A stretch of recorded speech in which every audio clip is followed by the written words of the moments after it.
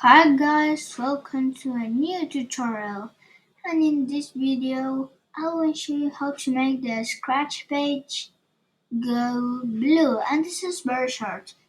You have to go to Google's extensions and search scratch tools, and then when you have it, look. We have here the scratch items. I have it in Spanish, but it doesn't matter. So now put rev and it's going to revert to blue. And if you touch it, no scratches blue again. Let's see in the projects.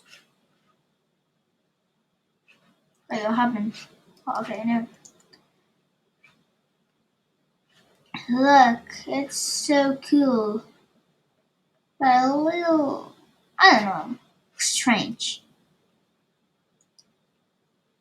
Let's go to another project. Power on. It's like the catch game that we made in the escaping game.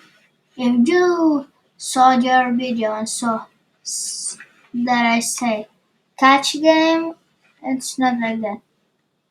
It's an escaping game. Sorry for me, guys. Sorry. But now we have Scratch Blue, and I really love it. But I think that it's better to have it purple. And I really love the blue. It's very cool. And no, blue is better. So I hope you enjoyed this tutorial, so bye bye.